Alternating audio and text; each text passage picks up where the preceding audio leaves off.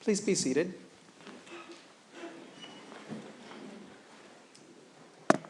That famous rabble-rouser, Pope Francis, was in the news again this week. I don't know if you heard him.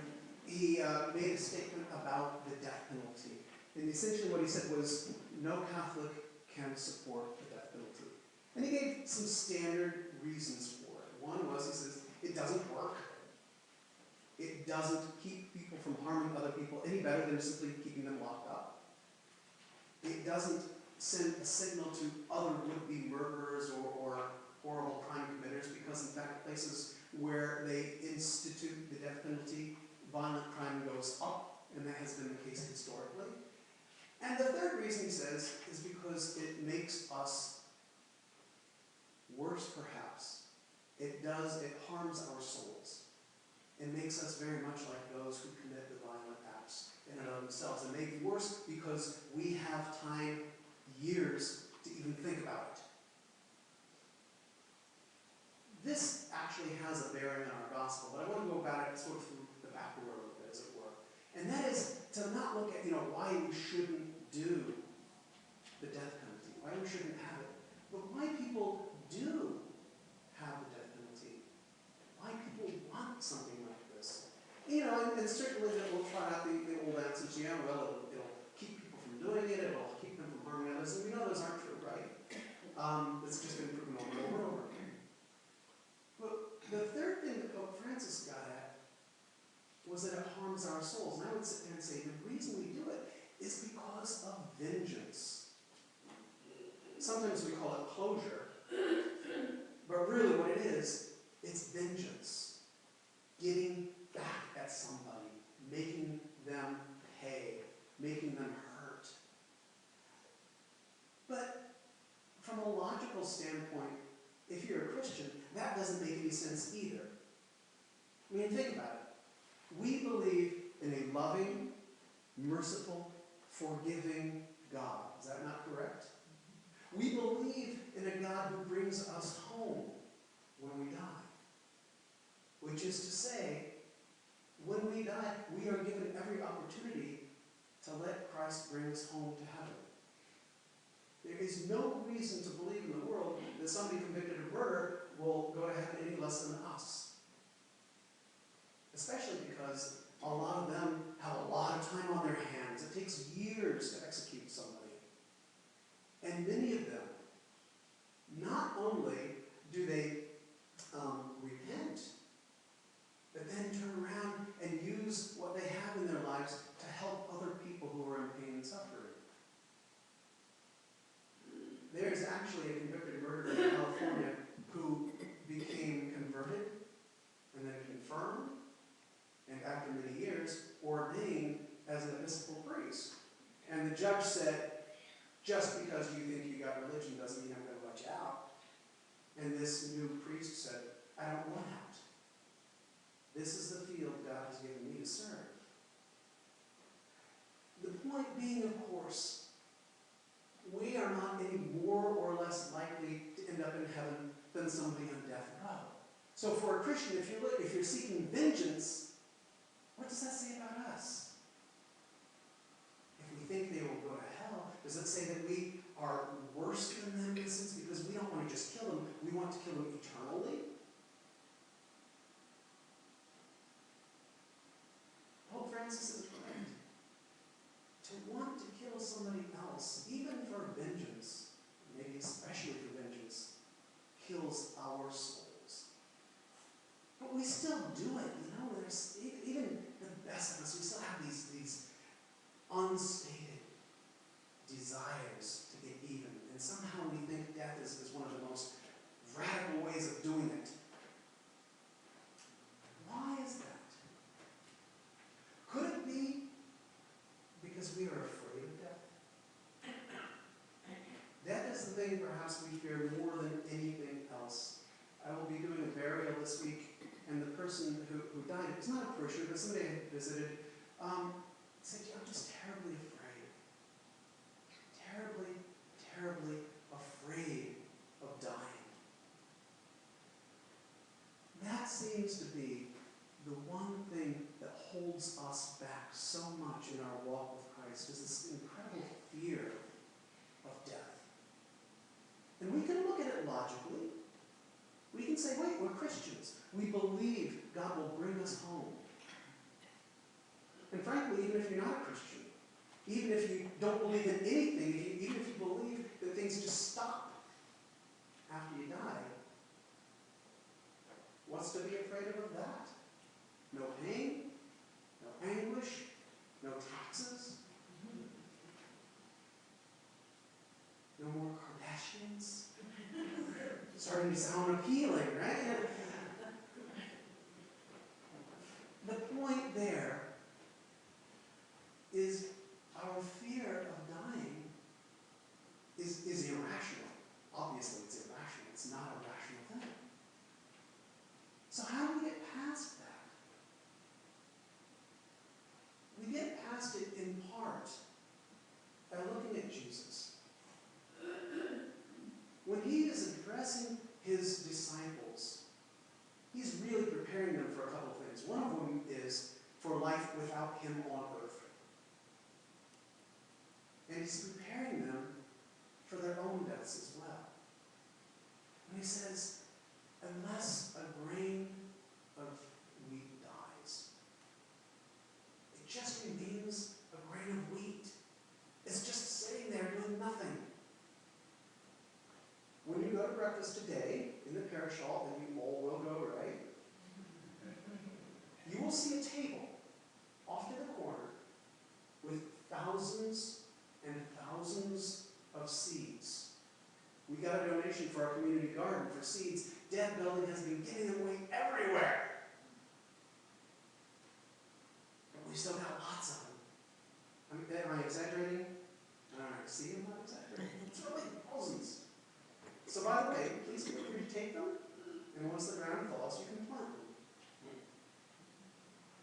But the whole image of this seed being planted is that it's just filled with all this potential that can't be used. There's no kinetic energy there until it's planted. Until the seed quits being a seed.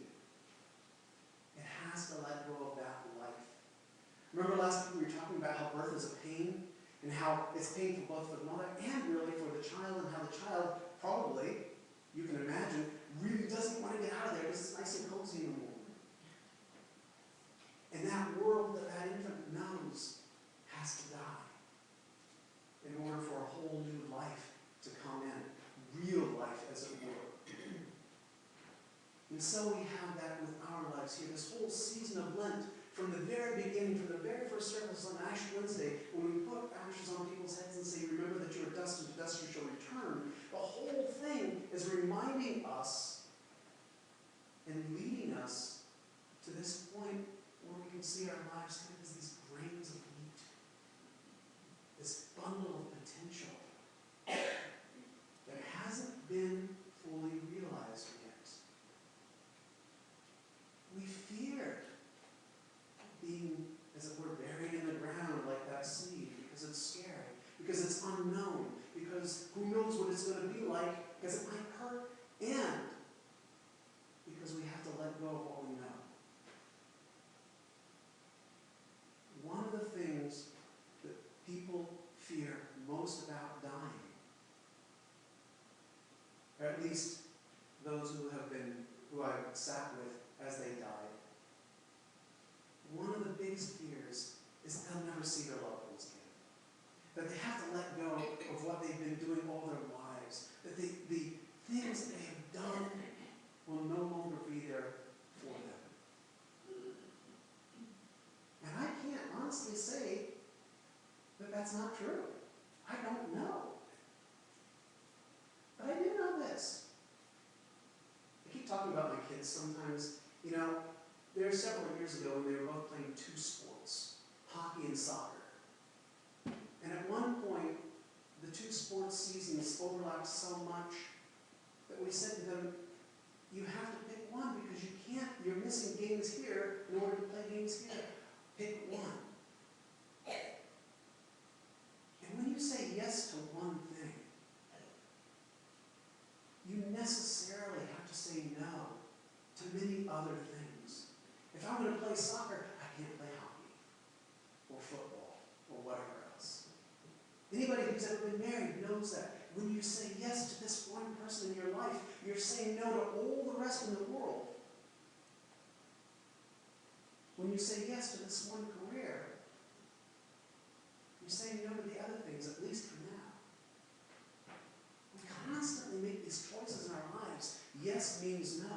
Well, we talked about that last week in baptism. Baptism means you say yes to Christ and you say no to everything else around. And the same is true with death. When we approach it as that new ministry, as it were, we say yes not to non-existence, not to the end of things, but to a new life. It is birth. A birth that is scary because we really don't know what it's going to be like, but hey, we all love a good adventure.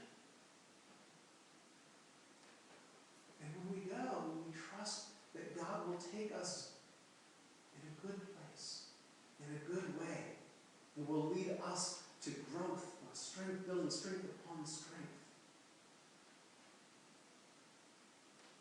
I am not suggesting, by the way, that right now we should all die.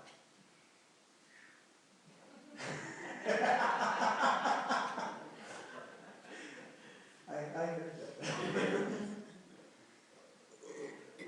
What I'm suggesting is, and the reason we shouldn't all want to die right now is because while we're here, we've got work to do.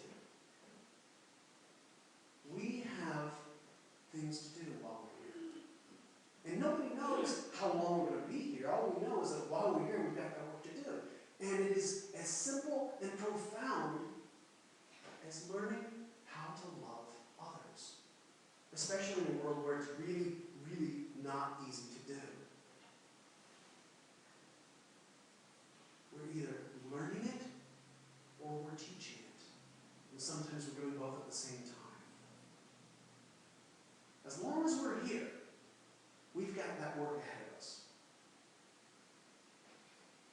What I am suggesting, though, is that when it is our time to die, it is not a fearful thing.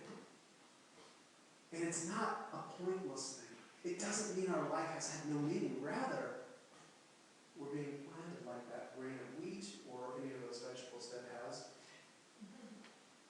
so that we can grow. So that we can produce fruit that we really don't even know what it will look like. That's what this whole season of Lent has been about. Remembering that we are dust. Remembering that we are human and mortal. That we walk on this earth for a short period of time. Learning and teaching what we can.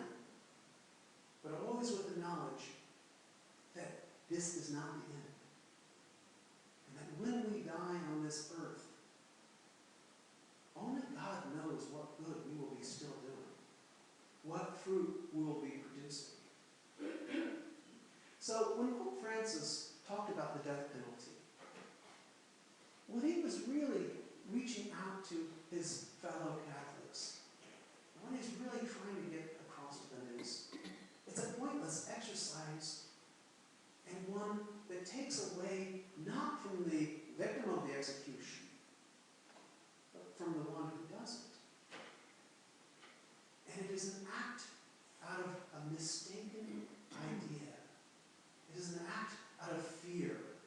Not fear of the guy who executed, because it's all contained. Fear of death itself.